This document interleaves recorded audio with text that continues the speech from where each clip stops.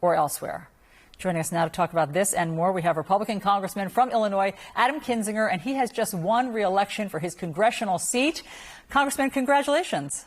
Thank you very much. Let's just talk about that tweet for a second. We hereby claim the state of Michigan. Does using 17th century language make something true? No, not necessarily. And, look, I think with that tweet, I guess it's one thing for a president to kind of declare that he thinks he's going to win or even declare victory. That's a bit much. Shouldn't do it.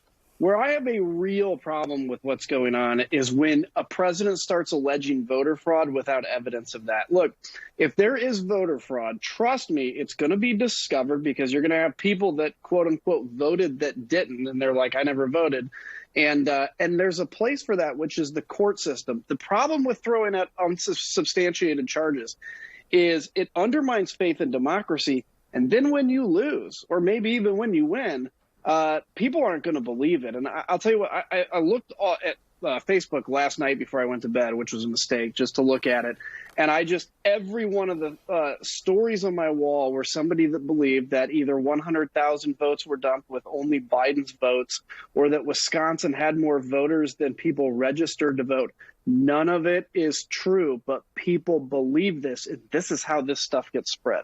And Congressman, don't you feel like you're yelling at the ocean with this sort of stuff? I mean, I read your tweet. So you tweeted on last night, just after midnight, which again tells me you're checking Twitter in the wee hours of the morning. And you were tweeting because President Trump was trying to suggest that Democrats were somehow stealing the election. And you said, stop, full stop. The votes will be counted and you will either win or lose, and America will accept that. Patience is a virtue.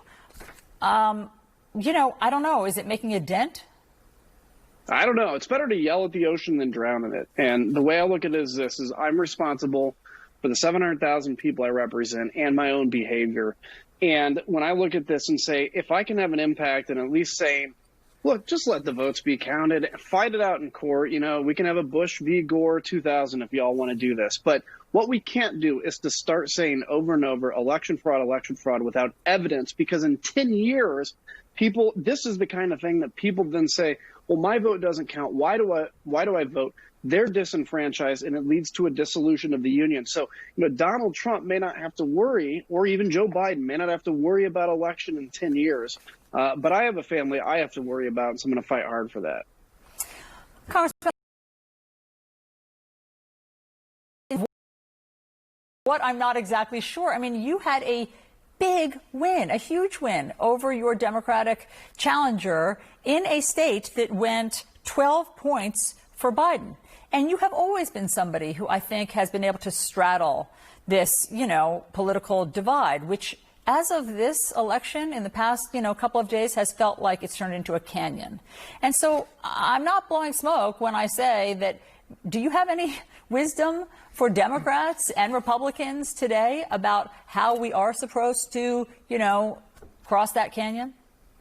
It was a massive victory, and I think I ended up getting, many, many thousands more votes than even Donald Trump got in my district. And I think it's this. I think bottom line, I'm still convinced that even if, you take on the president sometimes and the base is mad or the left is mad because I'm actually a conservative Republican, the bottom line, I think there are still people that respect the fact that you believe something and you know it to be true.